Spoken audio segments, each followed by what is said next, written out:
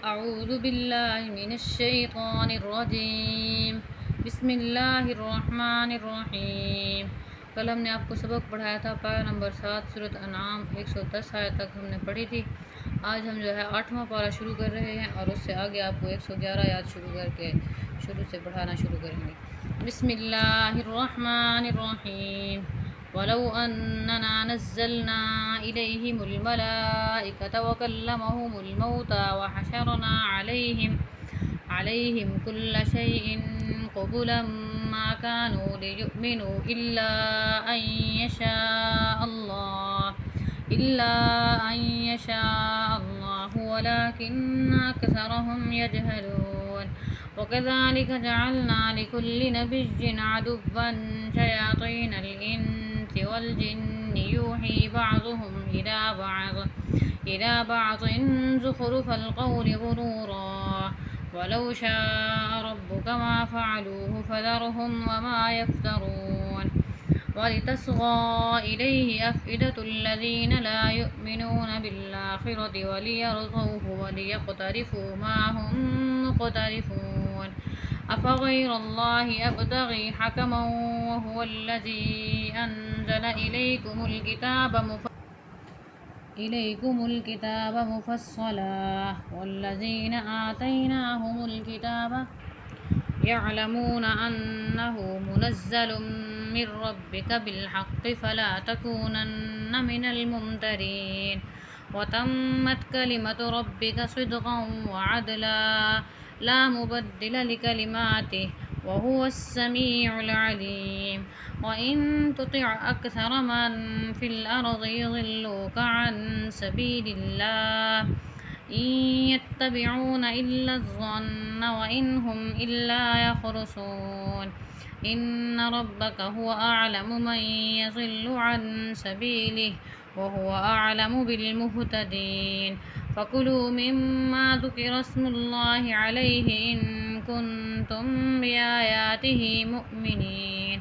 وما لكم ألا تأكلوا مما ذكر اسم الله عليه وقد فصل لكم ما حرم عليكم إلا ما اضطررتم إليه وإن كثيرا ليضلون بأهوائهم بغير علم.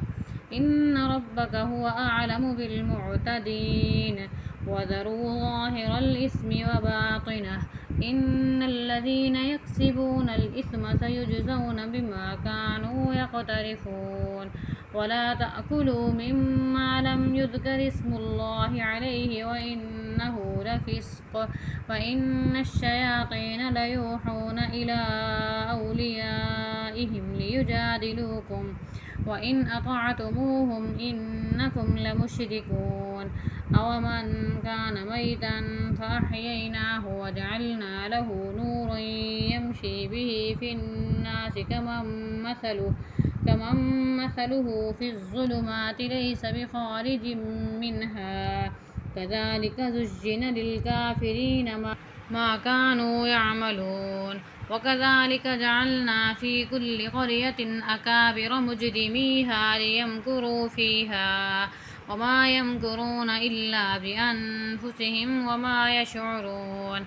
وإذا جاءتهم آية قالوا لن نؤمن حتى نؤتى مثل ما أوتي رسل الله أعلم حيث يجعل رسالته سيصيب الذين أجرموا صغار عند الله وعذاب شديد بما كانوا يمكرون. فمن يرد الله أن يهديه يشرح صدره للإسلام ومن يرد أن يضله يجعل صدره ضيقا حرجا كأنما يصعد في السماء كذلك يجعل الله الرجس على الذين لا يؤمنون. وهذا صراط ربك مستقيما قد فصلنا الآيات لقوم يذكرون. لهم دار السلام عند ربهم وهو وليهم بما كانوا يعملون.